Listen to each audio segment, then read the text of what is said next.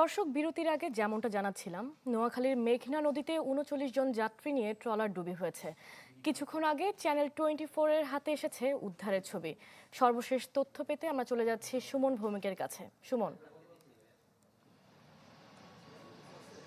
রুহি, আসলে যদি ২০ মিনিট আগের তথ্য সেটি হচ্ছে পুলিশেরই একটি সোর্স। উনি জানিয়েছেন আমাদেরকে যে ২৫ জনের মতো উদ্ধার হয়েছে, তার মানে ১৪ জন এখনো পর্যন্ত নিখোঁজ রয়েছে। তবে কয়েক মিনিট আগে আমরা ভিন্ন একটি সোর্সের মাধ্যমে খবর যেটি পেয়েছি, তারা জানিয়েছেন যে আর মাত্র ৪ জনের মতো নিখোঁজ রয়েছে, এমন একটি তথ্য আমরা পেয়েছি। তবে সেটি অসমর্থিত তথ্য, এটি প্রশাসনের কোনো তথ্য না। আর যেটি শুনেছিলাম সেটি হচ্ছে সকালের দিকে কিন্তু এই ঘাট থেকে, অর্থাৎ নদীর উত্তরাংশে নোয়াখালীর সঙ্গে যে ঘাটটি রয়েছে সেখান থেকে এই ট্রলারটি মালামাল নিয়ে ভাসানচর গিয়েছিল এবং দুপুরের দিকে সেখান থেকে আবার কিছু যাত্রী নিয়ে সেখানে পুলিশ সদস্য, আনসার, রোহিঙ্গা এবং সাধারণ যাত্রী, এনজিও কর্মী সহ ৩৯ জনকে নিয়ে তারা ফিরছিল নোয়াখালীর ঘাটের দিকে, চেয়ারম্যান ঘাটের দিকে।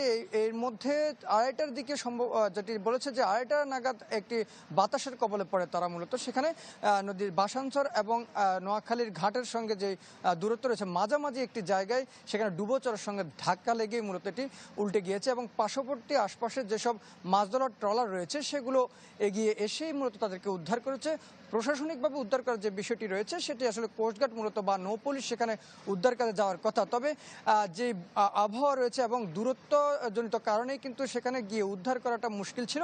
ফলে হচ্ছে আশপাশের যেসব নৌকা রয়েছে মাছ ধরার, সেই নৌকার মাঝিরা এবং অন্যান্য যারা নৌকার জেলেরা রয়েছে তারা মূলত উদ্ধার করেছে। এবং আসলে সমর্থিত যে তথ্য সেটি আমরা না পাওয়া পর্যন্ত এখনো পর্যন্ত বলা যাচ্ছে ২৫ জন উদ্ধার হয়েছে এবং ১৪ জন নিখোঁজ রয়েছে। এটি আমরা চেষ্টা করছি যে প্রশাসনের সঙ্গে যোগাযোগ রাখার, যে আসলে মূলত কতজন উদ্ধার হয়েছে এবং কতজন নিখোঁজ রয়েছে। এবং ট্রলারটি যেটি উদ্ধার করা হয়েছে সেখানের যাত্রীদেরকে নিয়ে এই ঘাটে, অর্থাৎ নোয়াখালীর সঙ্গে যে ঘাটটি, সেই ঘাটে আসার জন্য পুলিশের একটি টিম গিয়েছে, এমনটি আমাদেরকে জানিয়েছে নুরুল হুদা, হাতিয়া থানার ওসি।